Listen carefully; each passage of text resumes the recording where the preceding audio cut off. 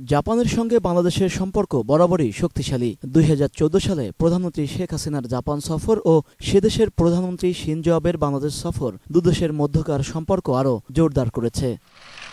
এবার সেই সম্পর্ককে আরও অনন্য উচ্চতায় নিয়ে গেল G7 সামিটের আউটরিচ বৈঠকে শেখ হাসিনাকে যোগদানের আমন্ত্রণ। জাপানের উপদ্বীপ ইসে সীমায় 27 মে বিশ্বের প্রধান শক্তিশালী 7টি দেশ যুক্তরাষ্ট্র, জাপান, কানাডা, ফ্রান্স, জার্মানি, ইতালি ও যুক্তরাজ্যের সরকার কিংবা রাষ্ট্রপ্রধানদের সাথে অংশ নেবেন শেখ হাসিনাও। আলোচনা করবেন স্বাস্থ্য, নারীর ক্ষমতায়ন, টেকসই উন্নয়ন লক্ষ্যমাত্রা ও অবকাঠামো উন্নয়ন নিয়ে। এই শীর্ষ সম্মেলন উপলক্ষে প্রকাশিত ম্যাগাজিনে বিশ্বের সকল শীর্ষ নেতার পাশাপাশি শেখ হাসিনার নিবন্ধ স্থান পেয়েছে। তার লেখা ক্ষুধা ও দারিদ্র্যমুক্ত বিশ্বের অন্বেষণে শীর্ষক বিশেষ নিবন্ধ প্রকাশিত হয়েছে এখানে। এসব নিবন্ধে উঠে এসেছে ভবিষ্যৎ বিশ্বকে কেমন দেখতে চান বিশ্ব নেতারা, তাদের উন্নয়ন ভাবনা ও দর্শন। আর এর মধ্য দিয়ে শেখ হাসিনার নেতৃত্বের পাশাপাশি উন্নয়ন ভাবনা ও আদর্শেও উঠে এলেন বিশ্ব নেতাদের সমান উচ্চতায়।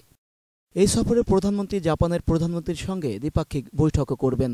এছাড়া 28 মে টোকিওতে বাংলাদেশ দূতাবাসের নবনির্মিত নিজস্ব চ্যান্সারি ভবনের উদ্বোধন এবং 29 মে দুদেশের ব্যবসায়ীদের শীর্ষ সংগঠনের সভায় যোগদান শেষে দেশে ফিরবেন প্রধানমন্ত্রী।